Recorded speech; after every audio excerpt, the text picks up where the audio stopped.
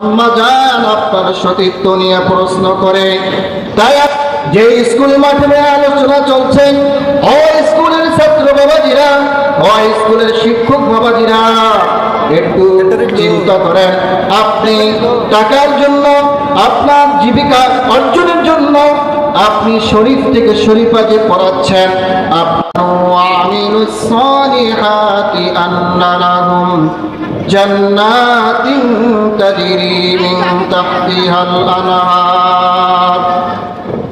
আল্লাহ সুবহানাহু ওয়া তাআলা ঈমানদার এবং আমলে সালেহা ব্যক্তিদেরকে জান্নাতের সুসংবাদ দান করেছেন। এমন জান্নাত, যেই জান্নাতের তলদেশে বহমান রয়েছে নহর। আল্লাহ সুবহানাহু ওয়া তাআলা ঈমানদার বানিয়েছেন। এই ঈমানদারের গুণ হলো কি? ঈমানদারের গুণ হলো, আল্লাহ রাসূল হাদিসের মধ্যে বলেন, লা ইউমিনু আহাদুকুম হাত্তা আকুনা হাব্বা ইলাইহি মিন ওয়ালিদিহি ওয়া ওয়ালাদিহি ওয়ান নাসি আজমাইন। ঈমানদারের গুণ হলো আল্লাহ এবং আল্লাহ রাসূলকে এমন ভাবে ভালোবাসবেন, দুনিয়ার মধ্যে পিতা মাতা, ছেলে সন্তান, আত্মীয় স্বজন যারা রয়েছে তাদের সকলের থেকে আল্লাহ এবং আল্লাহ রাসূলকে অতি মহব্বত করবে। একদিন আল্লাহ নবী হযরত ওমরকে জিজ্ঞেস করলেন, ওমর, তুমি আমাকে কতটুকু ভালোবাসো? ওমর সাথে সাথে জবাব দিলেন, ইয়া রাসূলুল্লাহ, ইয়া হাবিবাল্লাহ, আপনাকে আমি আমার জীবনের থেকে বেশি ভালোবাসতে পারি না। আল্লাহ রাসূল জবাব দিয়ে বললেন, ওমর, তুমি যেহেতু আমাকে ভালোবাসতে পারো না তোমার জীবনের থেকে, তাহলে জেনে নাও তুমি পুরাপুরি ঈমানদার হতে পারো না। ওমর রাদিয়াল্লাহু তাআলা জবাব দিলেন, ইয়া রাসূলুল্লাহ, ইয়া হাবিবাল্লাহ, দুনিয়ার মধ্যে যা কিছু আছে, প্রিয় বস্তু যা কিছু আছে, আমার মা বাবা, আমার ভাই বোন, আমার ছেলে সন্তান যা কিছু আছে, সকলের থেকেই আমি আপনাকে মহব্বত করি।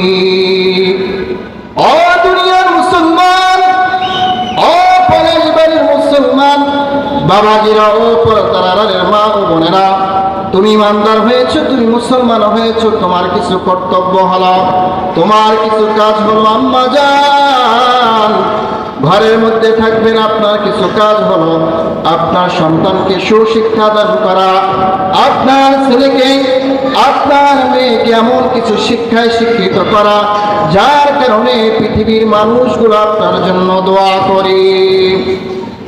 ও আম্মা জান, এমন কিছু সন্তান বানাইলেন, শিক্ষা সফরে যাচ্ছে, রাস্তার মধ্যে গাড়িতে চলাফেরা করে আর নাচানাচি করে, তখন কিন্তু আম্মা জান আপনার সতীত্ব নিয়ে প্রশ্ন করে। তাই আম্মা জান আপনার জন্য ঈমানদার যেহেতু হয়েছেন, মুসলমানের খাতায় নামটা যেহেতু লিখিয়েছেন, তাই আপনার একান্ত কর্তব্য হলো আল্লাহ এবং আল্লাহ রাসূলের পরিচয় অর্জন করা। আল্লাহ এবং আল্লাহ রাসূলের পরিচয় নিয়ে দুনিয়া থেকে মরণ, দুনিয়া থেকে যাওয়া।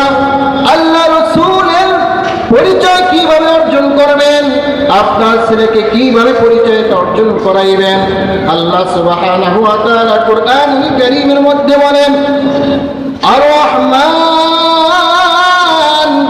আল্লামাল কুরআন খালাকাল ইনসানা আল্লামাহুল বায়ান।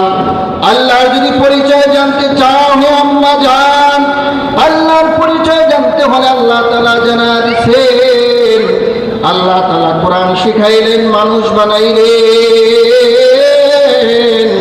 এই কোরআনের মাধ্যমেই তোমার চলার আল্লাহ তাআলা পথে অর্জন করা দিবেন।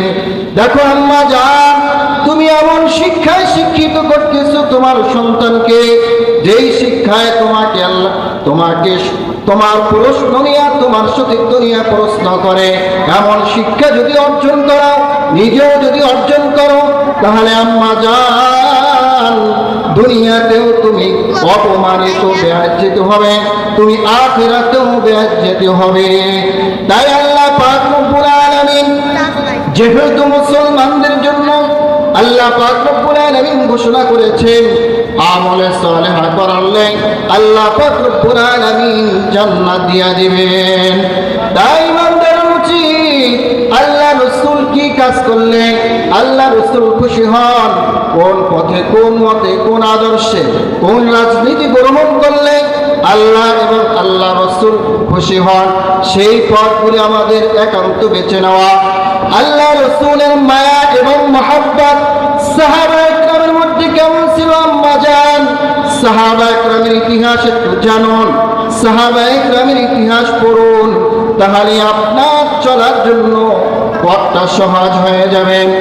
উহুদ যুদ্ধের এক সাহাবীর ঘটনা হযরতের উহুদ যুদ্ধে হযরত হুযায়ফা রাদিয়াল্লাহু তাআলা এমন ছিলেন, আল্লাহ রাসূল সাল্লাল্লাহু আলাইহি ওয়াসাল্লাম উহুদ যুদ্ধের মধ্যে পয়গাম এসে গেল, উহুদ যুদ্ধের মধ্যে সংবাদ ছাড়া পড়ল আল্লাহ রাসূল সাল্লাল্লাহু আলাইহি ওয়াসাল্লাম শাহাদাত বরণ করেছেন। ওদিকে তিনি ওই সাহাবী নববিবাহিত ছিল, বিবাহ করার পর রাত্রিকালীন ফরজ গোসল হয়েছে। রাসূলের এই সংবাদ শোনার সাথে সাথে তিনি ফরজ গোসল বাদ দিয়ে উহুদ ময়দানে গেলেন। একটা উদ্দেশ্য ছিল আল্লাহ রাসূলকে খুশি করা, আল্লাহ তাআলার রিজামন্দি হাসিল করা। আল্লাহর রিজামন্দি হাসিল হবে একটাই মাত্র, সেটা হলো কোরআন ও সুন্নাহ অনুযায়ী চললে। যে স্কুল মাঠে আলোচনা চলছে, ও স্কুলের ছাত্র বাবাজিরা, ও স্কুলের শিক্ষক বাবাজিরা, একটু চিন্তা করেন, আপনি টাকার জন্য, আপনার জীবিকা অর্জনের জন্য আপনি শরীফ থেকে শরীফা যে পড়াচ্ছেন,